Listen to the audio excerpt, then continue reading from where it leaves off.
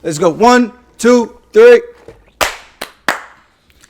All right, gang, we are back. What's good in the hoodie, my boy? This is why we can't do a fight companion, because it would just be straight chaos. Dude, Joe Rogan's fight companion, they don't talk about the fights. He's like, guys, don't talk over each other. I'm like, but that's what makes it good. That last one was actually fire. They talked about Tate. They did. Rogan said they shouldn't deplatform Tate. Oh, I agree. Oh, wow. Wait, hold on. Eddie Bravo was on there too, and he was like, look into it. Bro, Look into it. Andrew Tate or Izzy? Who wins? Is that even a question? Wow. Bro, kickboxing champion. Izzy was a kickboxing champion. Yeah, but they're different 87 levels. fights. Different levels. Wow. Different level. I mean, I think I'm going to have to go with my top G. Disrespect. wait, but who's more of a top G? Paradigm is listening right now. Who's more of a top G? Andrew Tate, bro. What color is your Bugatti? Bugatti. Bugatti. No, you skip the T. Bugatti. Yeah. Oh, wow. That's good. I'm going with I'm the Izzy. up G. Izzy for sure. He's a bigger top G? No, I don't know about he's a bigger top G. I'm saying he wins the fight. But who cares about winning the fight if you're really the top G? Yeah, wow. This is a good point. The top This G. is a good point. Brought to you by 27 G Fuel. Bugattis. Lamborghinis. Does he really have 27? He has 27 cars, apparently. Okay. I don't know what the fuck you're doing with 27 cars. Like, are you driving them shits? Damn, that's like a Dude, different Matt, how kind do you of get day. like the one that's all the way closest to the garage? How do you get all the other cars out of the way? I'm sure he has like a butler to move them. He has to. That, and on top of it, he can't even use Uber anymore because they banned him from that too. So No. yeah. Oh my God. He can't PayPal, Uber. all of them got him, and they said you Oh, were. Bro, nah, Stripe cut. so he had this like course that was making him like $7 million a month. Hustlers University. Stripe blocked his ass. Was it really 7 million a month? It was 100,000 people paying like $50 a month. Wow, That's a lot. That is to top get G. blocked. that is top G right there. The fact that you could make a program like that and get people to pay that. I can't even. I can barely get my friends to buy a T-shirt. This guy's getting people to pay Well, $50 for. I got this one for free, so. Yeah, see what I'm talking Wow, about? That's that yeah, bullshit you right see? there. That's That bullshit. If you took his course, maybe you'd get the people to buy the T-shirts. Maybe. Maybe Wow. you're just not the top G. Andrew Tate. I'm not. Clearly, Yo, I'm not. you're a legit champion, but you're not the top G. We need Tate to come to the fights October 22nd. You know who's the Abu top G Dhabi. for real? Andrew That'd be Tate. wild. No. Think about it. Who, McGregor? No. Who you going? Who? No. Who? Cory Trump? Sandhagen. What? Yeah. He's Nah. fighting this weekend. Nah, bro. Yeah. Aljo came on that ass, bro. Don't disrespect my boy. Did he right now. come on it or?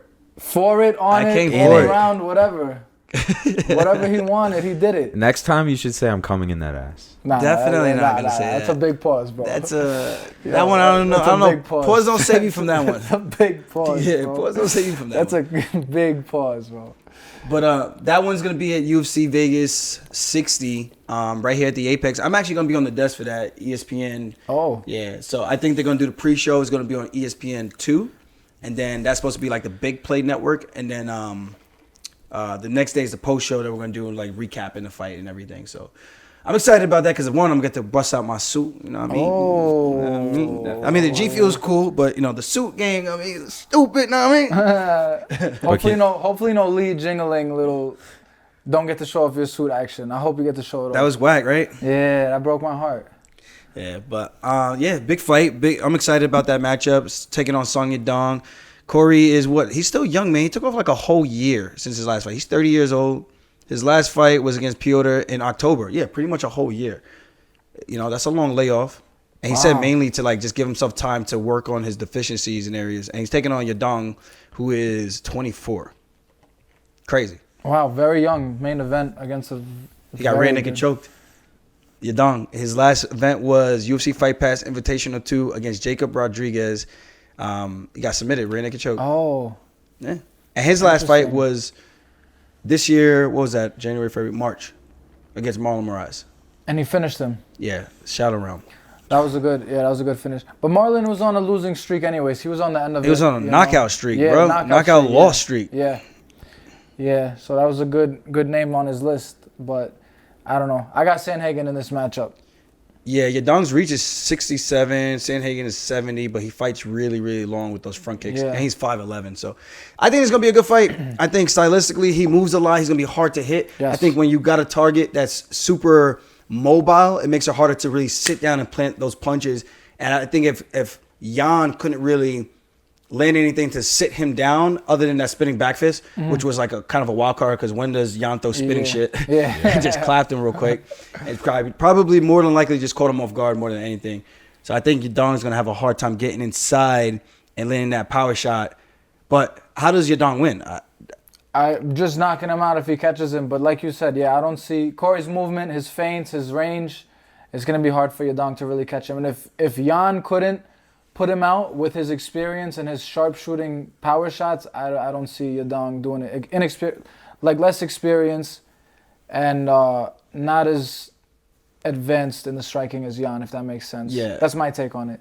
I do think if Yadong wins, his strategy that he would need to implement would be like almost like letting Sandhagen come to him and almost like playing Matador, because if you play the game backwards and have Sandhagen chasing you, I think it gives him more opportunity to time him coming in to cause that car crash. You know what I mean? Like you almost play possum, make the guy think like he's getting off, pause, and like pressuring you and having his way with that ass and doing whatever he wants. But then you have your way with his ass. And then you got his ass. And then you come on. I couldn't even be Someone serious. else this man. But I do think you lure him in, and then you try to time something with him coming in, and just play more of the counter game as opposed to, which he normally does, but he normally goes forward. I think if he goes forward, Sandhagen's going to be able to intercept him a little bit better, especially with those flying knees. Yes, wow, the flying knees are tricky, yeah. Yeah, so it should be a good fight. I'm excited for this one. The bantamweight division is heating up. We got some big matchups on the horizon, and we're going to finally get to see who's going to be the next guy in line after TJ Dillashaw and I. Sorry, Mr. Pills. A.K.A. Limpy D! Limpy D. Ipo Shaw. So predictions, anyone? I got Can you say yours? Sandhagen. I think Sandhagen by decision over 5 rounds. I think Yadong's tough enough to weather the storm and not, like, get finished. Young, adorable. Had a good fight with Cheeto. Wait, did he fight Cheeto? I thought he fought Cheeto, right? And he lost. I thought he beat Cheeto. Yeah, he beat Cheeto, but which I thought Cheeto actually beat him. Oh, wow.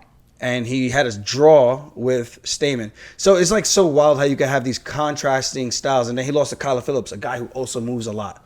So you know what I mean? So I think you got a guy who's super on his toes, a lot of footwork. He lost to him. I could see that being the same case with Sandhagen. Even though he's not like Phillips, who just circles a ton, Sandhagen's more like switch stancing, pawing out. He does that quick little, what would you call it, like a jab step. That's for lack of better terms, or feints. Feints a lot. But he'll do it almost like the chicken style, where it's like, because he'll like cluck his neck, and then you think that he's about to attack, and then he throws the hands on, pop, pop, the same way he caught TJ. So it's going to be a fun fight. I'm excited to see Great Cory fight. for 5 rounds. Yeah, I asked him if I could go watch that live because I would like to see that in real time versus from the TV, and then run back and then get back to the desk right after. So, That'd be sick. yeah, This so is at the Apex, this fight? this is Apex. That's a smaller cage. Smaller cage too. You think that'll take effect for Sandhagen to move a bit? I mean, if you're gonna grapple him, yeah, but Yadong's not much of a grappler, though. nah, I don't think Yadong's coming in to grapple. What if he does? What if that's like his game plan? I mean, he grappled with Stamen and did not look that great. I mean, obviously that was like years ago at this point. He could have made some big improvements the same way Sandhagen did. So I don't know, but I'm taking Cory still. I think Cory's got more experience. He's fought more of the more experienced guys, more durable guys, and he's risen to the occasion. yeah. Even though he came short against TJ, I still think he won that fight. Right. But Even with Jan, he still did great. yeah. Like, Jan definitely won the fight, but he was right there with him, like, toe-to-toe the entire time. Right. There wasn't anything like, oh, my God, it's so one-sided. It wasn't like that at all. No, not at all. But it was just a little step behind Yeah. with Jan. And it was short. He took it on short notice. For a title fight, 5 rounds, 5.5 weeks, and you could see that drop-off around that 3rd round where I think he actually got dropped in that round, too. Yeah. So Yeah. it's a big But difference, that'd be man. like if you took a fight right now I just wouldn't do for it. 5 weeks. Yeah. Unless I'm just like, hey, man, I'm about to just go throw caution to the wind and make this a fun fight. I don't give a shit. I'm Right, getting paid. But he was looking good even with that, all things considered. Yeah.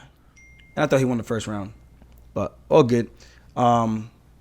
This card's honestly filled with so many guys from the contenders, though. I think they said it was like 12 guys. Wow. Yeah. Which says a lot. Like the new breeding ground. Yeah. Most guys aren't getting in through like just fighting on the regional circuit. You fight on the regional circuit, then you got to go to Shang Tsung's island, a.k.a. Dana White's island, which is the contender series, where there's no walkout music. It's the most eerie freaking thing. And then you just, as soon as you walk in the cage, you lock eyes with your opponent. Then it's just like you're ready to fight. Let's go, yeah. Ready, go. I'm Literally. like, you got to see it for the first time from the outside. Yeah. Which is wild. So you get to see what it's like for us when we had to watch you know? So. Yeah. Honestly, I was there, and we went to the back room. I went to the back room with Marab, and I kind of started having like a little bit of it, like an anxiety attack. I was like, oh my God, I'm in the apex. You know, like my head started spinning a little bit. I told Marab, I was like, yo, I need some water. Like, my head started spinning, just like from the emotions from being in the apex. Yeah. It was a very weird feeling. During but your then I was fight? like, no, right now. Oh, yeah. Last night for the contender series fights. But I was like, all right, I'm chilling right now. Like, let Yeah. me calm down, you know? It was just weird. Like, so many faces around and stuff, and like just the adrenaline. I even had adrenaline watching the fights because I just remembered myself fighting. Yeah, speaking of last night, the fights were really good. Sick and fights. Shout out Farid Basharat, two brothers in the UFC again, and from Afghanistan. So I think they're the only two fighters from Afghanistan That's in the sick. UFC. So I think they said Nasrat, right? I can't say his last name. Nasrat. Is he from- Afghan? I think I heard one of them say he was from there, but I think he lives in another country, obviously. I might be wrong. German.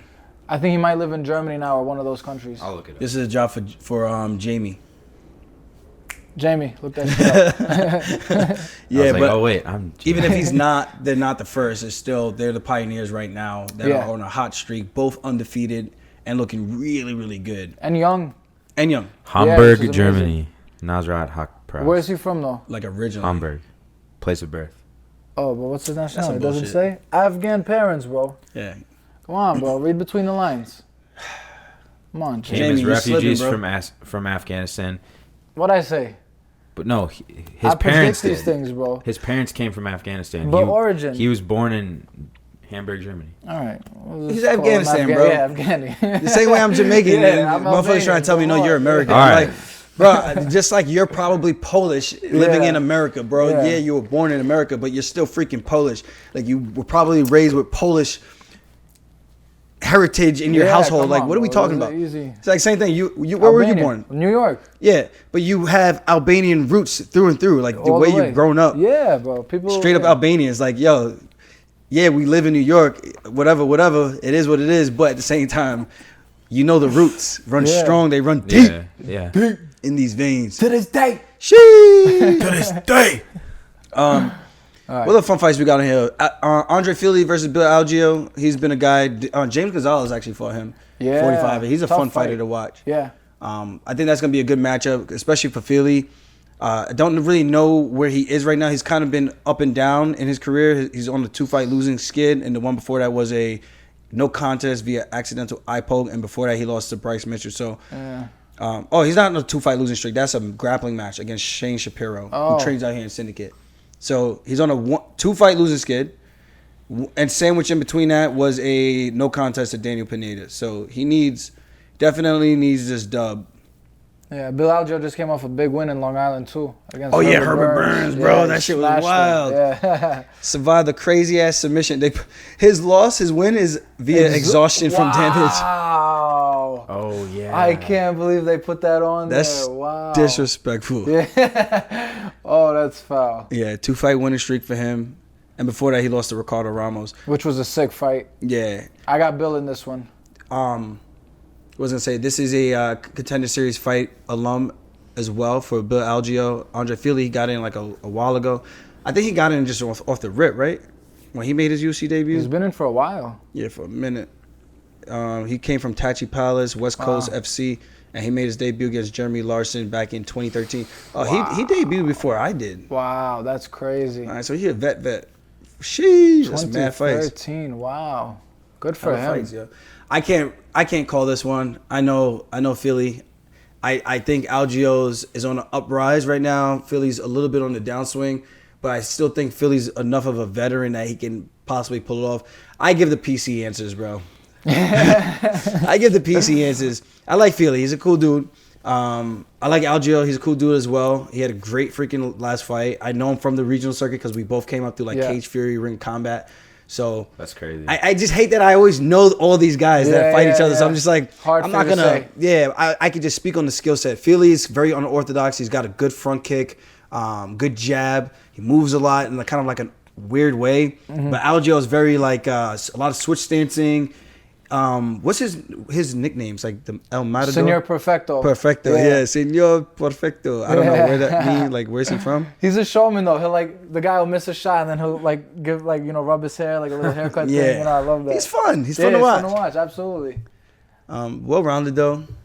I like building this. And they got the Philly crew. They got Joe Pyfer and Sabatini. I think they got like their little camaraderie thing going on for this card. And you know what's funny? I was wondering what happened to Sabatini because he hasn't fought in a minute. His last fight, TJ Laramie, 2022. Oh, I thought it was way longer than that. Was that the night you fought 416 or the week after? The week after, in April. Yeah, I thought it was since last year. So I'm definitely mistaken.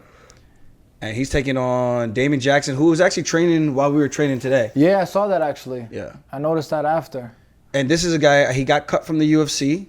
No way. Yeah, so let me look at his record. Bellator, Legacy Fighting. Got to the UFC. He lost his debut. No contest, second fight. Third fight was a draw. Damn. What? Then they cut him. Then he fought Levy Moles, who fought James Gonzalez, where he missed weight by like 4 or 5 pounds, and James still took the fight. Wow. That was at Cage Fury when James was on a crazy winning streak, and this motherfucker missed weight.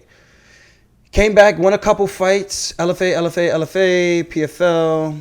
And then he made his debut again, not debut, he made his return against Mirsad Bektik, got a guillotine choke in round 3. I think he was losing that fight bad, if I remember correctly. And then he lost to Topuria. And he's still here. So that's crazy. Yeah, and now he's on a 3-fight winning streak after losing to Topuria. Charles Rosa, Cameron Kirk, and that guy Daniel Argueta, who took it on short notice. But Pat Sabatini, he's undefeated in the UFC right now. He's on a sick run. He's on a tear, yeah. I think finishing after guys. James, since he lost to James, he's been undefeated. Yeah, he said, I ain't taking no more disrespect. Yeah. His last 2 were 2 decision wins, and the one before that was a heel hook finish.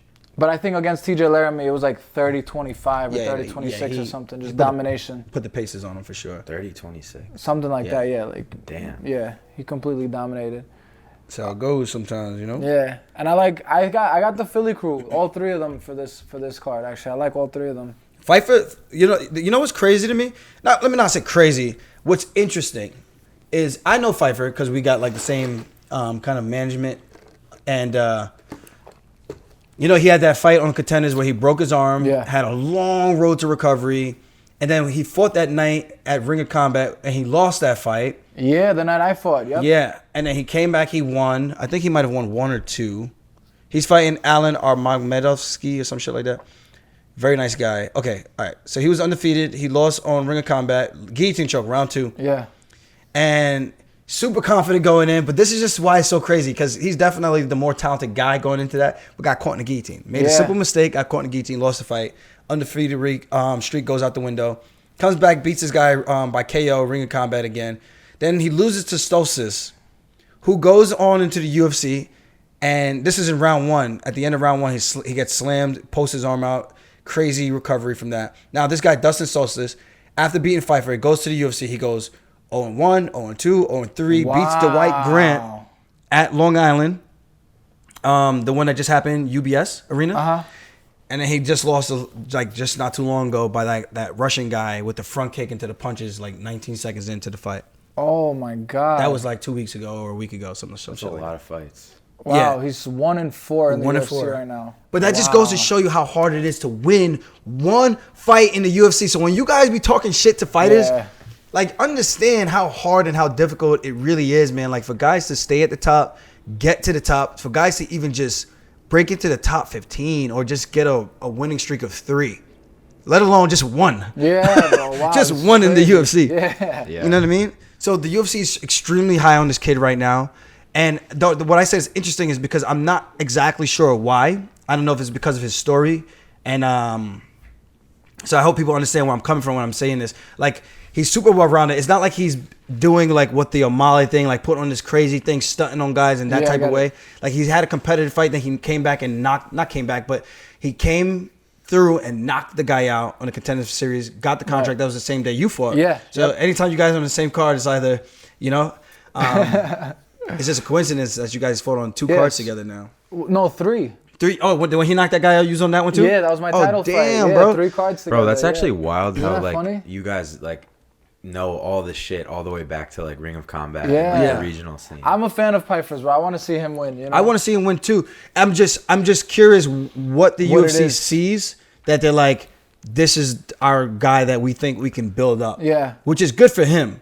So he needs to take that and capitalize that moment and use this platform as best as he can. And that's my word of advice to a guy like that. But the guy he's taking on is I don't know if he's Russian. I think he's Alan Macedonian, from what I heard. Lives in Italy. I think he's on a 3-fight losing streak. Madovsky. No, there's no way he's on a losing. Oh, you're right. Yeah, this is the Bruh. guy. Then yeah. Yeah. Wait, I bet. So he came over from Bellator. He was undefeated. This is why it's so crazy to me. It's exactly what we're talking about. Yeah. Comes through on short notice. He fights Krzysztof Jotko. Decision loss. Jotko just knocked out Alexander Gustafsson, right? If I'm That not was mistaken. him? Was that him? yeah. Let me just I heard verify. he had tough matchups, though, this guy. Ahmedov, whatever his name is. Nope, wrong guy. Oh, Gerald. Wow, he beat Gerald Mearshart, He though. beat Mearshart. He beat Misha Serkinov. He lost to Strickland. So who am I thinking who just beat Gustafsson? Well, I just confused him with... I can't remember his name. If I hear it, I'll remember, though. Damn, Gustafsson just lost to somebody. Just kind of reminded me A of Ukrainian guy, I think. I think he was Ukrainian or something. Nikita Krylov. Yes. Okay, I just confused him. My bad, guys. Spasiba. So this guy comes in. He takes on Jocko on short notice, loses to John Phillips. Overhand left 14 seconds into the first round, gets knocked out. Then comes back and gets choked out in the first round. Rear naked chokes by some guy named Joseph Holmes. Who the hell is Joseph Holmes? I don't know who the hell Joseph Holmes is. And I don't mean that disrespectfully. I just don't know who the hell that is. There's so many people now, Wow. bro. Oh, wow. This guy was a contender guy, too. Okay. Everyone's a contender guy. Yeah, this is crazy. Wow. Yeah. Interesting. 0-3 in the UFC. So, He was yeah. undefeated before this. Going back to talking about winning one fight in the UFC, how hard it is. Crazy. He's 8-3 now. And he's a very nice guy. I see him at the PI all the time. Very nice dude. Amarovsky? Yeah, Oh, that all the sucks, time. man. And so it's always tough when you see guys like that because Yeah. you want to see them win. But then I'm like, damn, you fighting Pfeiffer though, bro. Yeah. I'm like, I know Pfeiffer. Like, I know you too, but damn. Yeah. Don't make me pick. Oh god. I got Good thing I Pfeiffer. don't. Good thing I I'll don't pick- have to pick. I'll pick Pfeiffer. I can always play the fence, But Pfeiffer's a huge favorite. He's like a 4-1 favorite. which makes sense. Yeah. This guy's on a 3-fight 3-fight losing yeah. skid. Your confidence is probably shot. See, me, I'm kind of crazy though. I would lose every single fight, and I would be like, "Nah, I'm about to fuck this guy up this next fight." That's just the way my brain works. It gotta work like that. It has to. If Right. you don't But work have you like ever that, been then on you're in like the wrong a sport. losing streak? yeah, two fights. But Two those are split- split decisions, though. But they losses. UFC don't give a damn, bro. Yeah, They'll yeah, cut that yeah, ass yeah. like. But that's I guess Thanks that's for a little coming, my different for your confidence, right? Like if you got destroyed in those 2 fights, it's different. It's all perspective. I think people can lose, and they can lose once, and it could just rattle them forever, and they may never come back. And then obviously the knockout loss, you see guys get knocked out, and they're never the same when they come back That's a big thing. for whatever reason. Maybe they become chinny, or maybe they just have a lack of confidence and faith in terms of what they can do in shootouts if they get in those positions, and then they just kind of tuck their tail a bit. So for this guy, I really don't know. I mean, who knows how this guy's thinking? He seems like he's in a happy place every time I see him at the PI. But I would imagine Pfeiffer's probably coming in thinking like, I'm about to steamroll this guy. Yeah. That's the way I would be thinking. Like, obviously it's a fight, you got to respect. Right. But I would be thinking this guy's on a 3-fight losing skid. All of them were pretty much finishes. Yeah. he got I'm thinking I'm finished. about to, Besides I'm about one, to I highlight think. this guy. One of Yeah. them was a decision hit. And that was probably against the toughest guy. I would think. Jocko's pretty good, no? 24-5 is a pretty good record. Yeah. Yeah, he lost it. Yeah. Strickland, Brett, I mean, I don't know. I think they're giving Pfeiffer a feeder fight, kinda, Yeah. to build him up now. But Pfeiffer has to be dialed in. Yes. I mean, it's the UFC now. You know, everyone's the best in the world at the You end of think the he day. hasn't been? Because the UFC does this. Guys, this is just like, they won't say it because you always hear Dana say, we can't make you lose. When really, you can make hard-ass matchups knowing that the guys are going to lose. Yeah. So sometimes they'll be like, they're going to make a specific matchup if they want to just get rid of somebody to make space for somebody else. So they know they're like, okay, I gave you your 3 shots.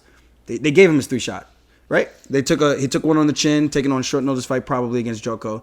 Because I'm sure he ain't coming in from Bellator making his debut against Joko, against a guy who's had so many fights in the UFC without having like some type of pull. You know, like, okay, short notice, this guy would step in and take the lickings and maybe get an upset. That's probably what they're thinking, or maybe I get a full camp for the next one. That's how people think. People think crazy instead of like, nah, I need a full camp. I need to do this the right way because it's my career. I'm not trying to come in here and just be one of those guys who's just here for a short time. I want to be here for a long time.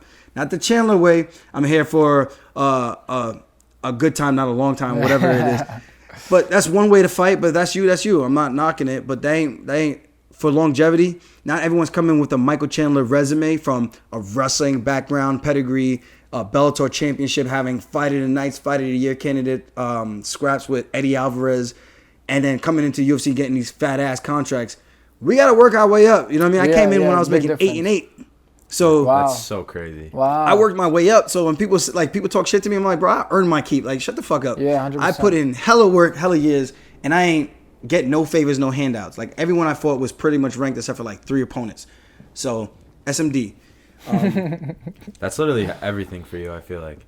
What's that? Anything you pursue, there's no handouts. Yeah. Hey, like anything you've told me about, even YouTube, like you had to work really hard to now get this momentum. Which is cool. I mean, it makes you appreciate it a lot more because it's not just like, you know, easy come, easy go. That's the way I really look at life. But I do think that sometimes they want to just make room. So if Pyfer doesn't go in there and do his job, he gets the upset. They're not going to be upset at Pyfer, but they can punish him and go, maybe this isn't the guy that we thought he was going to be. And then they could give him a tough matchup again. Wow. Not again, but a tougher matchup, thinking like, maybe he's the one that needs to. This is just my conspiracy. But they do stuff like that, bro. They do stuff like that. How often do you think they get the outcome they want when they make certain matchups? Pretty often. Yeah, I would say like 70% maybe. Yeah, I think they didn't get the outcome they wanted with like O'Malley and Pedro. They probably thought like O'Malley was really going to style on him the whole fight, and that didn't happen. And that's just one example. You know, there's multiple fights like that. You see a guy on a crazy losing streak, and then he comes back and he gets the upset. Very rare, but it happens. And I think I'm not saying that this could happen in this. Yeah, like Oliveira. I feel like there was a point where they were like giving Oliveira these layup fights, and then there was points where I was like, maybe they don't care about Oliveira.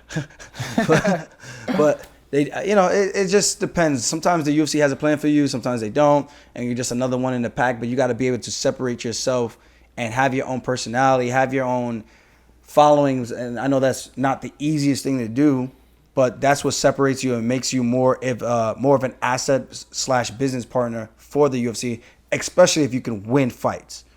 Right. Just stick around long enough where you can win fights and get the job done. So now you at the top as the UFC world champion, been in the game for how many years have you been in the UFC? 8 years?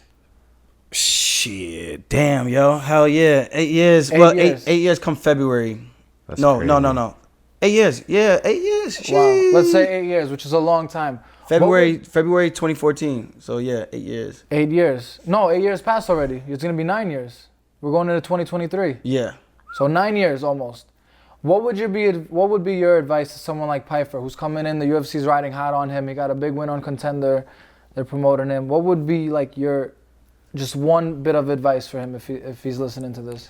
If Pyfer's listening to this, the best advice I could give him is like, 1, drink G Fuel. 2, make sure you have your post-fight speeches ready, and make sure you kind of collect your thoughts, or at least tell people what you want to say. Like have it like maybe in your notes, so you can take a quick look at it, or have people remind you. So when you do win, you can capitalize on those moments, because that TV time is so precious, where people are tuning in to hear what this guy has to say, because now they want to hear you talk. They want to see if you're interesting. They want to see if you have a personality. They want to see what you're about. Is this guy cool? Is he funny? Is he witty? Is he no nonsense, Keith Peterson type of thing? Yeah. So you get to express yourself in that moment, and to be able to understand and get your message across, you can quickly capitalize. Even like Conor McGregor, him knocking out Marcus Brimage in his debut was tremendous. But him doing it and then going, Dana, 60 G's, baby! Like, that funny It's iconic. accent. Yeah. People just like things like that. It draws you in. Charismatic. I'm not saying he needs to be someone he's not, but at least have a message or something like that you stand for, that you are supportive of, and that you want people to know about you, as opposed to like pretending or being some character that you don't want to be. And just maximize the moment, because these fights, they get few and far in between the higher up you get, and the tougher the competition, the less opportunities you're going to have to use those moments, because if you have a loss, obviously you don't get the mic time. Yeah. So I would say that, be a student of the game, and treat every fight like it's a title fight, because the moment you don't, you may find yourself woken up in a hospital looking around like, how the hell did I get here? And kind of like Kamaru Usman said on the Joe Rogan podcast, he said Leon Edwards gave him a 20-minute nap. Wow. And he ended up pretty much in the hospital. Like, that's pretty much how I felt. I came to, but I didn't come to until I was in the hospital. Like, I was awake, but I wasn't, like, my senses were completely gone. It's repeating the same thing, not knowing, all that is completely wiped out. And for you to prevent that from happening, you got to be dialed in, you got to be focused, and you got to treat everyone with respect. You can say whatever you want before the fight, but just know when you get in there, give them that respect so that you don't go slacking and sleeping on their skills, because it only takes one shot, man. Just one shot. I have a question kind of to piggy off that. Like, when you lost to Marlon Moraes, you've told me, like, you thought, like, if you had won that fight, you would have gotten a title shot. 100%. So, like, you got that close, and then you lost, and then you kind of made your way back, and you obviously are the champion now. Like, what did that feel like? Like, how far did you feel from where you wanted to be after that loss? And then how did it feel to get back? After that loss to Marlon, and that was a devastating knockout, clearly. I think anyone watching that highlight, which I still get tagged in till this day, and I'm just like, you guys make fun of the dumbest things. Like, I'm getting paid, bro. And if anything, that was the turning point in my career that just unwoken the beast, or whatever you want to call it, however you want to use it as an analogy.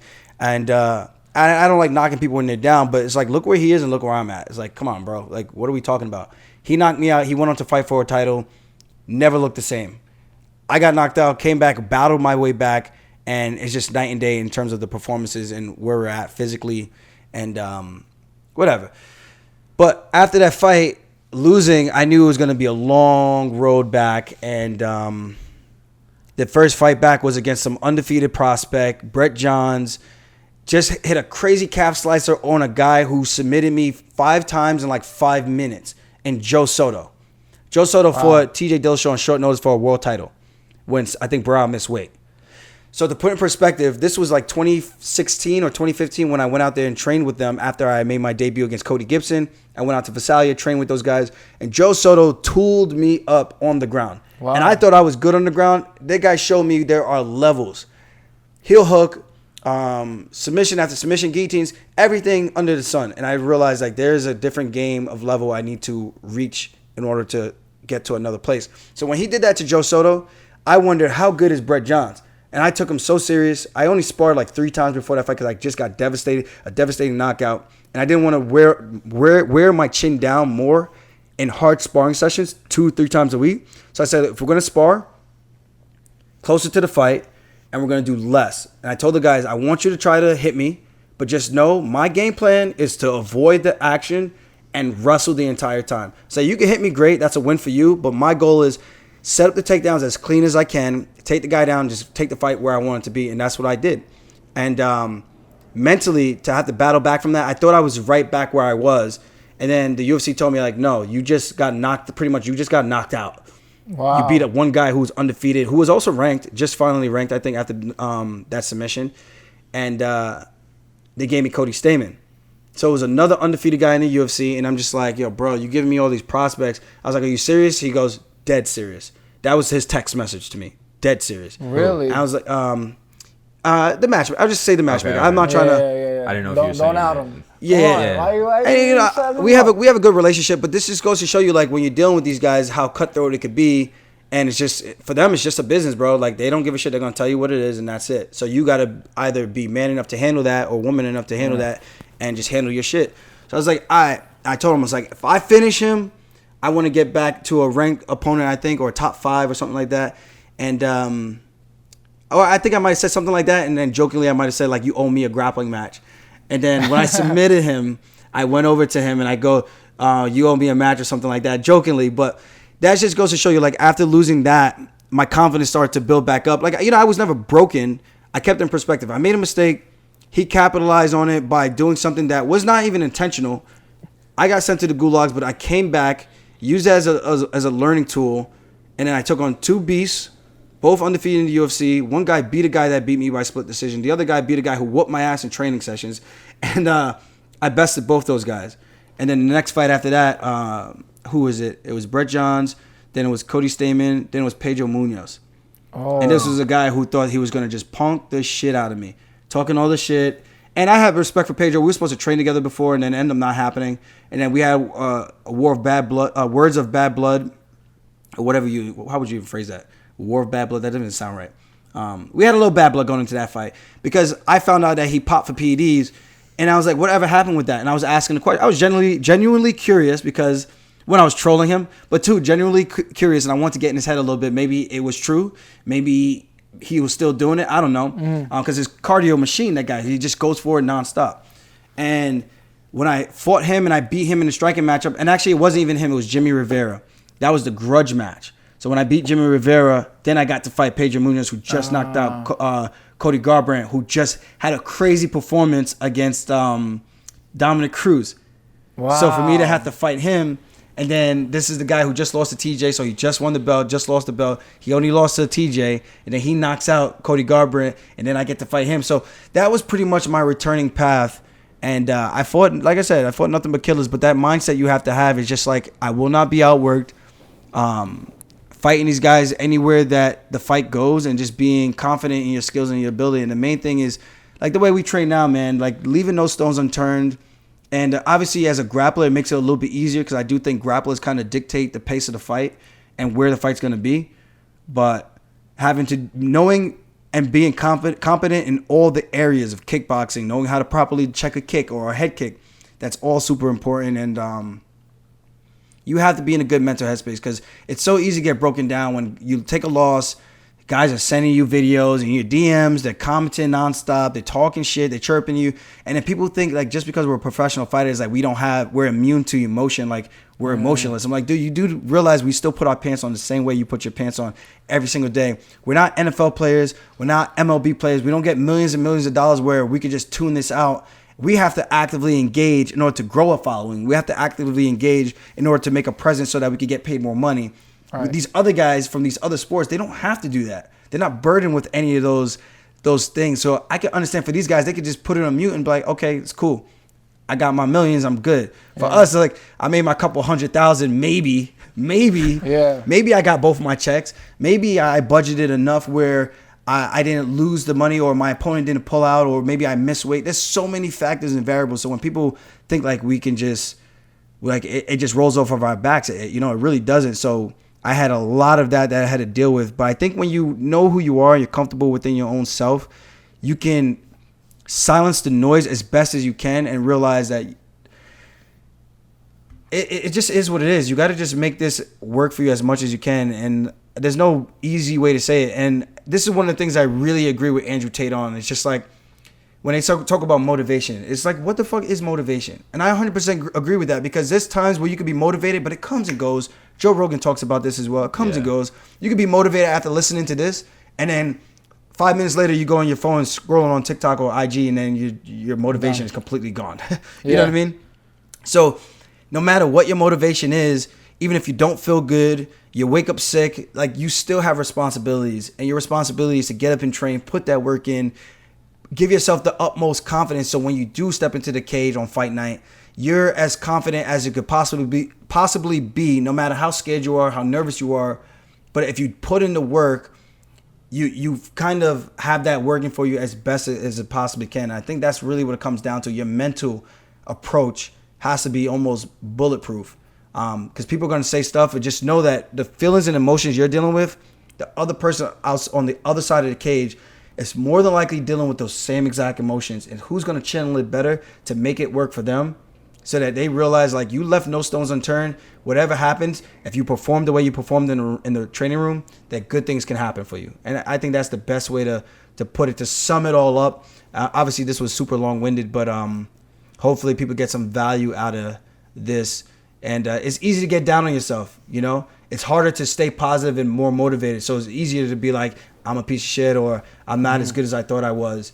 But if you truly believe in yourself and what you're doing, you'll find a way to stay mentally tough and mentally sound and realize that everyone has bad days where they don't feel good. Everyone has the days where they, you know, like my first fight with Jan. I spoke about that at length, and people still say, oh, you performed so much better from the first fight. You made these proper adjustments. I'm like, you guys have no idea what you're talking about. Like, I've said this almost ad nauseum, what happened, and I said he was better that day because of what I did. But at the end of the day, you know what's going on. So again, you don't know what's going on with the other person from the other side of the case. They could be going through the same crazy emotions I felt that same day. But it's who's going to be able to channel that energy better and make it work for them and go out there and try to impose their will and get the job done. Wow. But it's not easy. It's easier said than done, but that's the fight game, man. It's such a mentally, the highest highs, the lowest lows. Like even your contender fight. Like, how'd you feel after winning and still feeling like you lost at the same time? It's a crazy feeling. 'Cause it sucks sometimes. Yeah. This is a crazy game. This is the craziest game there is. No type of drug, no type of adrenaline, no roller coasters or bungee jumping can replicate what we go through, you know, especially with all the work we put in, the sacrifice, the injuries.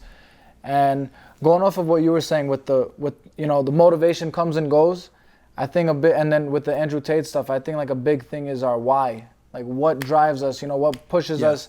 It boils down to discipline. Who's more disciplined and who follows the routine more, who wakes up, who drinks their water, who trains hard, who leaves it all out there and works with purpose. And I think fighting is a metaphor for life and for just everything else you do. Like if someone's successful in fighting, they could go be successful in real estate like Al Iaquinta, or someone could go be successful in corporate America. And just it's just a mentality, it's just a state of mind more than anything. Nothing separates us, someone like Aljo, from me, from you. It's just really mentality, is what I believe.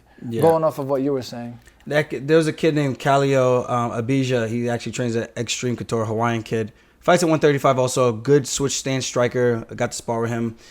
He was my TJ Dill show last weekend. And we were talking. It was like, you know, he never been to the PI. I'm like, damn, you got all these fuckers in the UFC and none of these guys taking you over to the PI to come train. Like, what the fuck? Like, I don't understand what that's on about. And then the other thing, he was like super, just telling me how appreciative he was of me just including him in camp. He was like, I never even thought the day that I would be in camp with a UFC champion, let alone someone as high caliber, whatever. So he's saying these stuff, and I'm just like, yo, bro, I'm just like you, bro. The same exact things you're saying, and you're going through like these experiences. I was there. I remember that. I remember being in a room with John Jones. I remember being in the room with all these other high level pro guys, and then you realize like, yo, man, these guys are literally the same as me. The difference is the work that you put in. And I think that motivation, like you were saying, I think consistency and discipline, those are the recipes for success. I think discipline and consistency, no matter how tired you are, if you're consistent, it gets easier. As long as you get up and you get it done and you stay at it. What do they say? It takes like 30 or 60 days for you to continuously do something before it becomes a habit. I think it's like 3 weeks, yeah. 21 they say 21 days. 21 days. So you got to be consistent. And then even if you don't like right now, we're going to have to go run sprints. You think I'm chilling right now. I'm kind of super relaxed. I'm like, I don't want to go run no sprints right now, but I do know it's going to be money in the bank if I go out there and I go out and I do it and I give my 100% effort as best as I can. And that's consistency and that's discipline, because I can just go through the motions and just run it like, I did it. But then if you give 100% effort, Ray Lewis shit, that's another level. That's you trying to ascend to the next tier that you could possibly get to. Right. As you can for yourself. I believe that. YouTube, IG, Facebook, everyone, Uber, do not block us. Do not censor this shit. Motherfuckers. We love y'all. Shit, we ain't saying nothing bad. Fucking but the crazy part is too, like, you gotta have that, like, just from what I've seen a lot of like the up and coming guys at Law and stuff, like they gotta work like you two, but like there's no guarantee that anything good will come from it. That's outside of them being in good shape. Like they have to. It's like not like when you go to college, there's a degree at the end of 4 years. Yeah, man. You gotta fucking take that risk and work like the same way if you want to get those same results. This is a game. It's literally, sometimes I feel like a game of roulette or a game of hope. You're rolling the dice every day that you put time into the sport, because it don't pay you shit in the beginning. Yeah. You have to have the passion. You have to just love it. You have to just want to do it, and you have to make the sacrifices that are necessary to give yourself the best opportunity to even give yourself a chance to get to this spot. But that's a life lesson too. Yeah. And just anything in life that you do may never work out. Right. You may think you got the craziest idea and it may never work out. But the fact that you got up and you tried, that should be enough for you to be able to sleep at night. Like, I gave it everything I had, and only you know if you really did that. And I think that's, like you said, that's what life's all about. And I'm 33 now, man. I feel like when I see people that don't go out and try and they don't apply themselves, or they don't want to take a risk because they're scared of failure, that bothers me the most, because I'm just like, then what else is your goal and your purpose in life? Like, I'm not saying you need to have a goal of, I want to be a millionaire or I want to be this famous person, but you should have some type of drive that makes you wake up in the morning, because we're not kids anymore, where it's like we're just getting up because our parents tell us to when we go to school. We're not going through that system anymore. You get to this point, you're out of school. Now it's like, what next? Dude, that's like what I'm going through in life right now, because I'm 21. I'm like, I keep having this realization, like, I'm never going to be a kid again. Like, I'm an adult now, and I have to just go for the things I want to go for. Can't feel sorry for yourself. And if you have something you want to do, like you said, you just have to, like, do it, see if it happens. If it doesn't, pivot, but it'll lead to more good things, I think. Yeah. If you just go for things you have an interest in going for. Like, what is failure? Failure is like, that means you actually got up and you tried. Yeah. I think failure is quitting. It's just when you stop. Yeah. Yeah. Failure is I think it's failure and quitting to me are two different things. You could start a business and you could fail at it. That doesn't mean you quit. You know what I mean? Like, say you open up a business, you open up a mom and pop shop or a barber shop, and it failed. Maybe the business model wasn't correct, but you can always try that again. Right. But if you quit at that, then I think you failed. But if you take what you learned from that and then put it into the next thing because you're so determined to be an entrepreneur, then you didn't really fail. You just had a setback. Like, you didn't fail when you got knocked out by Marlon Moraes. You just had a setback. If you had quit, then that would be a complete failure. Yeah. But now you're the champion because you kept going and you, like, changed your ways. And it was a what would you call it? It was a setback for a major comeback. Yeah. One of those cheesy ass lines. Yeah. I just believe if you keep going, you go with it, whatever the fuck you want, 100% every fucking day, and you believe in it, and you just, one way or another, a door will open up where you get to where you want to be. It's just like, if you just keep going, it's like just a game of probability. It's just in my eyes. Like, if you just keep going, like, I won on Contender. I fought the first time, I lost, didn't get signed. I won just now, didn't get signed. Am I going to quit? Am I going to give up and say, oh, fuck, the UFC doesn't want me, or I'm not going to make it in the sport? No. Keep fucking going. Keep working hard. Work even fucking harder. Come back and show these motherfuckers why I belong in the UFC, speaking on myself personally. And then just keep going. So same thing. If you get set back in life with whatever it is, just keep fucking going. And eventually the day will come where the door opens and whatever you want, as long as you keep pursuing it, the door will open and you'll get where you want to be. I just believe that's such a metaphor. Like, fighting is such a metaphor for life. And this is the hardest paycheck to earn, man. Yeah. I firmly believe that. Like, there's much easier ways to earn a paycheck. Yeah, oh yeah. I go open a pizzeria, bro, make some good money, you know? Yeah. I could have been a gym teacher and making over six figures when I started fighting, graduating out of college.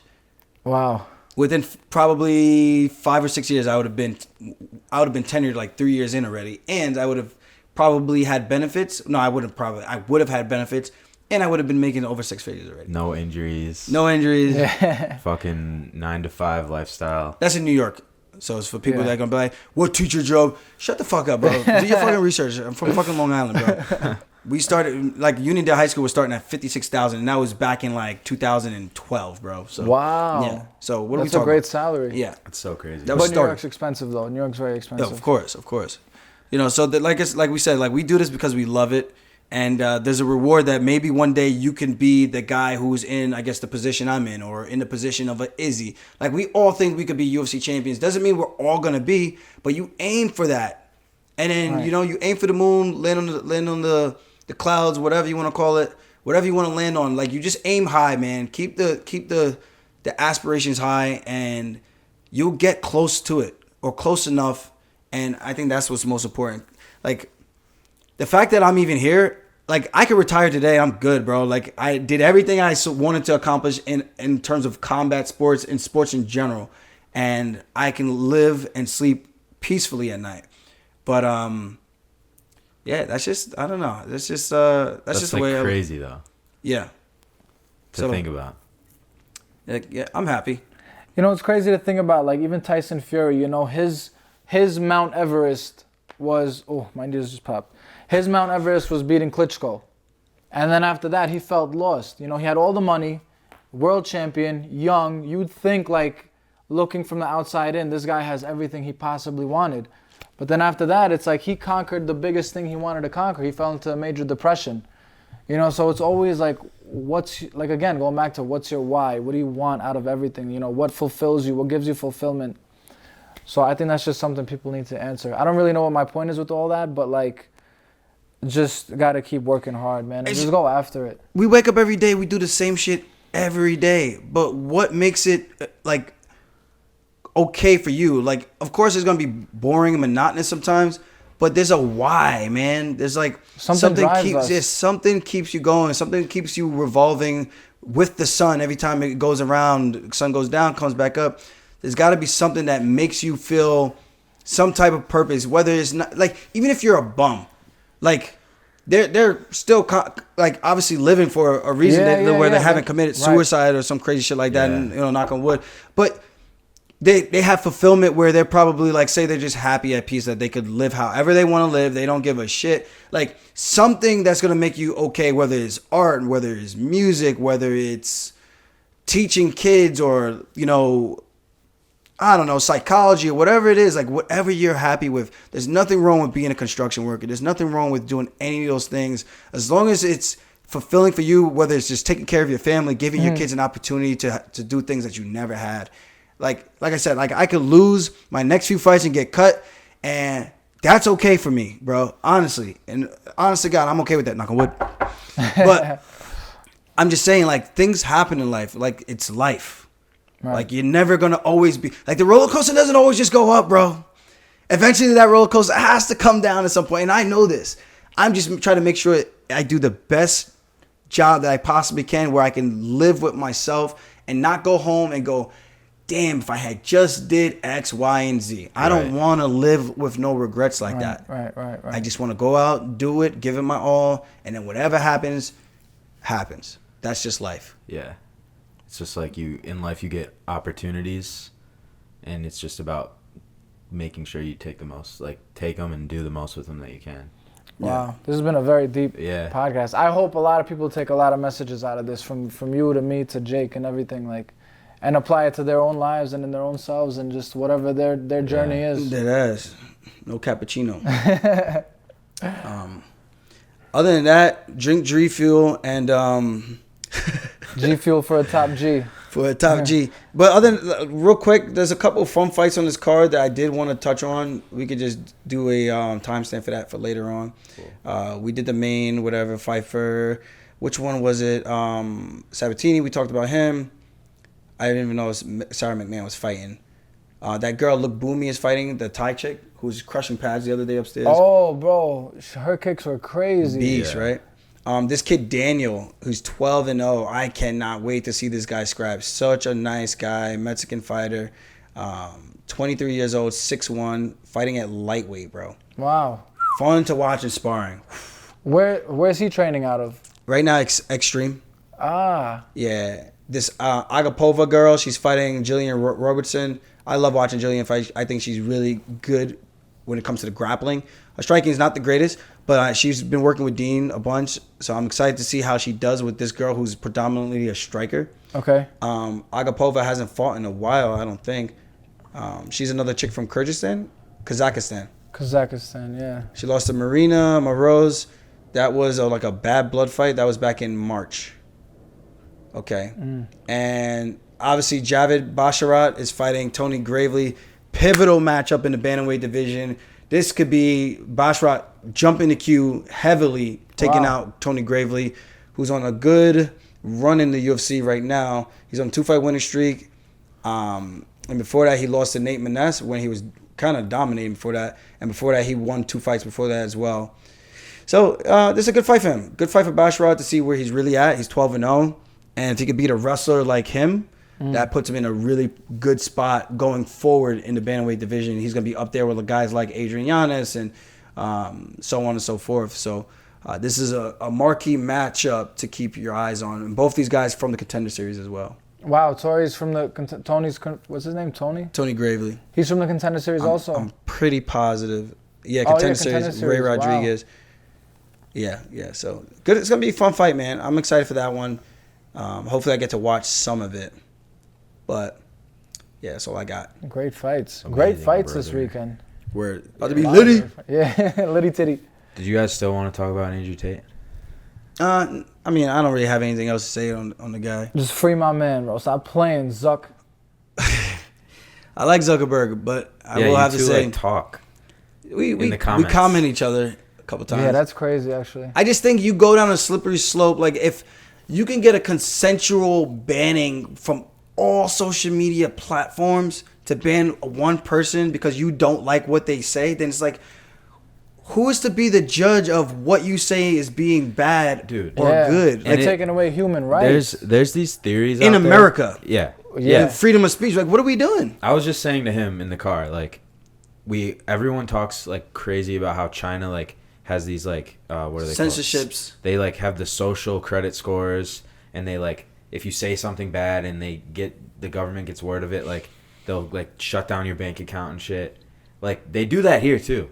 Like except it's just corporations, and corporations buy out our politicians, and China buys out our politicians, and we have to fucking suffer the consequences of that. And then like to see it happen to a guy who literally was like on pace to get like 50 million Instagram followers in a year. Like had he was making like millions of dollars. You can just lose that. Your bank accounts get shut down. Your fucking Stripe accounts get shut down. It just makes you can't even take an Uber. You can't Uber Eats. Yeah, that's crazy. Like, man. and he said in this interview with Patrick Bet-David that he just did, all the 5-hour interview, by the way. Make sure y'all watch that. I'm sick. still finishing it up. Yeah, I'm still finishing it too. I started like 2 days ago. He said he got the email from YouTube, and then literally like he refreshed, and then he had like an email from every like company on Earth, and like. So now, like, fast forward, like, have you heard of the World Economic Forum? Mm-mm. Okay, so it's this, like, group of, like, rich elites that get together every year. And they, like, talk about, like, where they want to take the economy and, like, what kind of, like, things they want to This is, like, public information? Yes, yeah. They, like, it's on video. Like, they're not even hiding it. Like, the crazy thing, Joe Rogan talks about this all the time, like, and Alex Jones, too. Like, people will be, like, at this conference, and they're talking about, like, we're going to create this device that we can put in every car that can we can shut down your car if you're not behaving.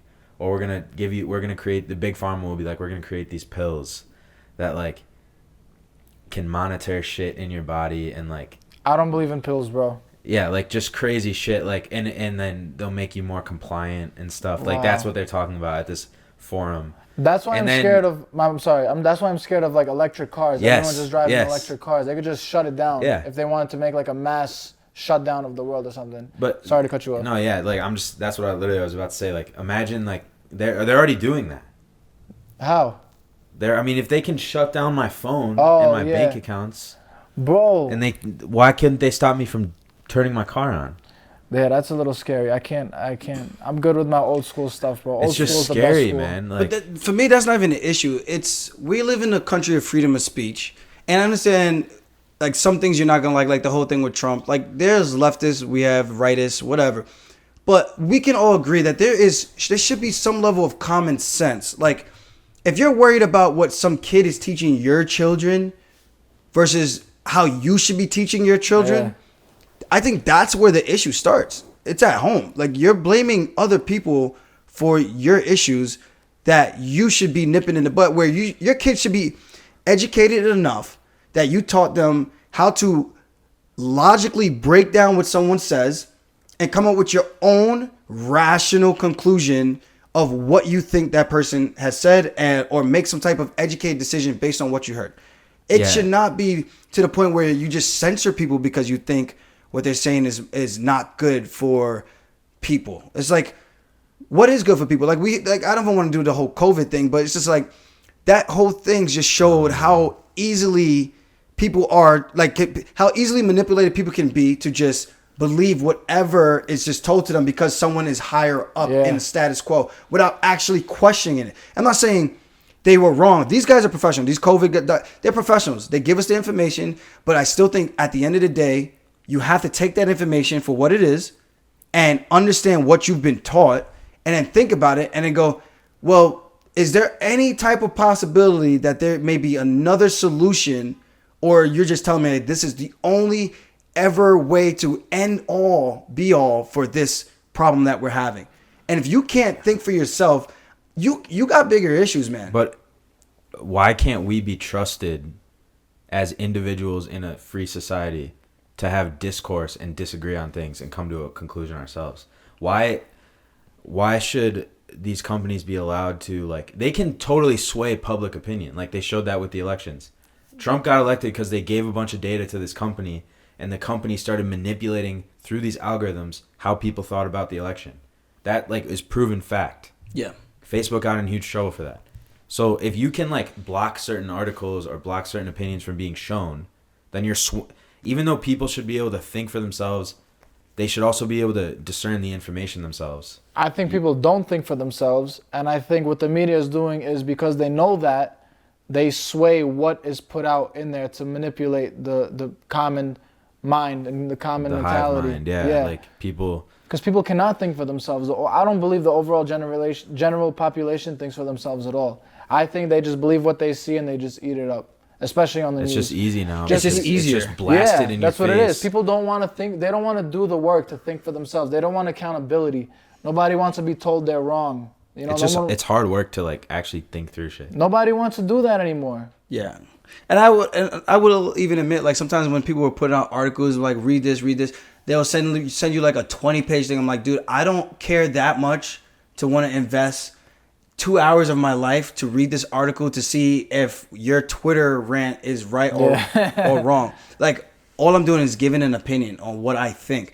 I could be completely wrong, and that's okay. I'm okay with that. But it should be okay to have a discussion. Yeah. So to completely censor a guy who's saying something and it's being taken out of context because people are just splicing out these small little tidbits, right, mashing it up. Like the same thing with Joe Rogan, how they tried to cancel him because of things that he said over 10 years ago.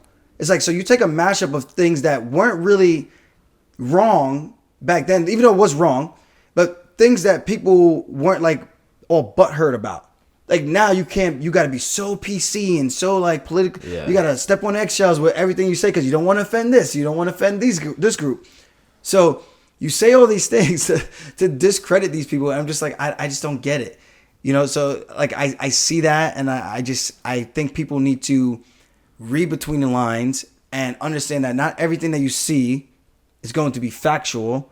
And that should be enough for you to be like, okay, maybe everything that I've been taught is not actually valid, and maybe it's okay for me to think for myself and come up with my own opinion.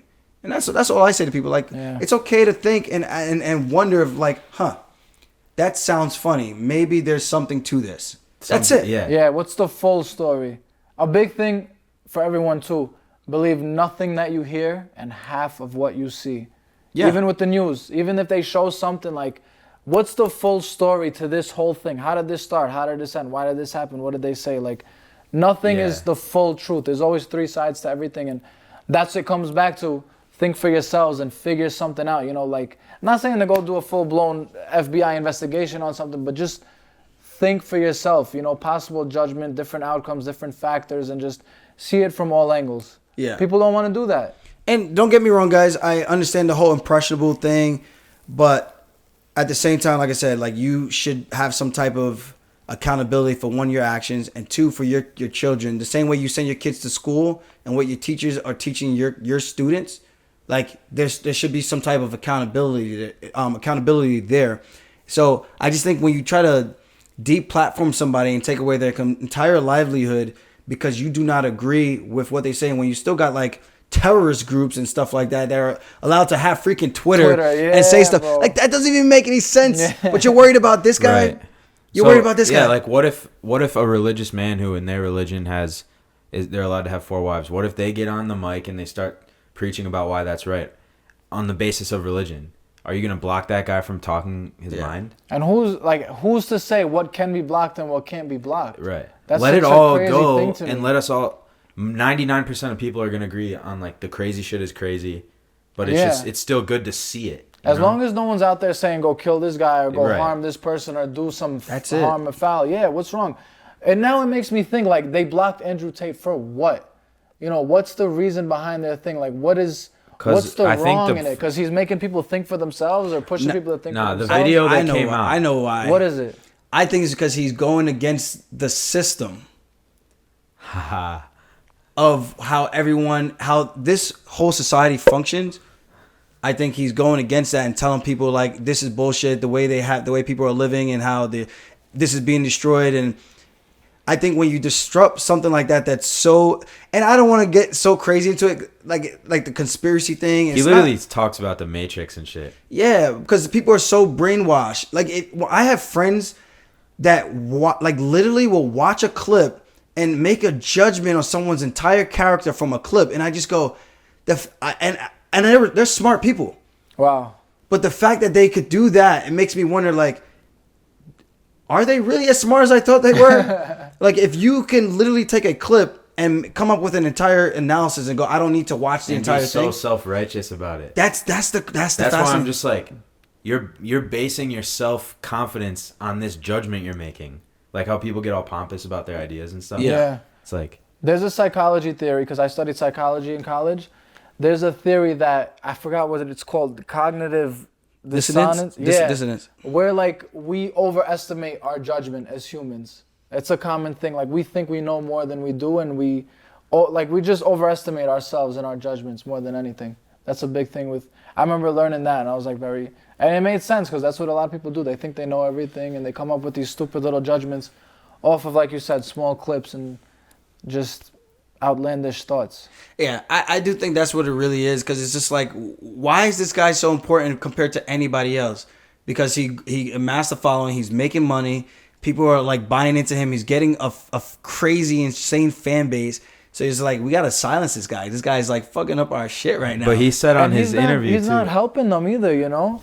I've noticed like a lot of things, I'm gonna get a little crazy with it, but I always see like this star thing. This episode's getting blocked. I gotta block out some words in there. Yo, if I ever see you doing this, I know they got you. This is the one. We gotta start coming up with we just start calling him AT, because then they won't know what we're talking about. Yeah. If you say AT, then it's I don't think they'll block the episode about him. I think since we said COVID, that would be. We said COVID, Andrew Tate, government, Illuminati, add that in the there. Matrix. This is done. All right, I'm not even gonna it's monetize nice this knowing video. you. I'm not making it back to New York. My Go to Albania. Fucking yeah, bro, it's crazy. Just we're living in crazy times right now. I here's what I always like go back and forth on. Like every young adult in their generation of young adulthood feels like the world is fucked.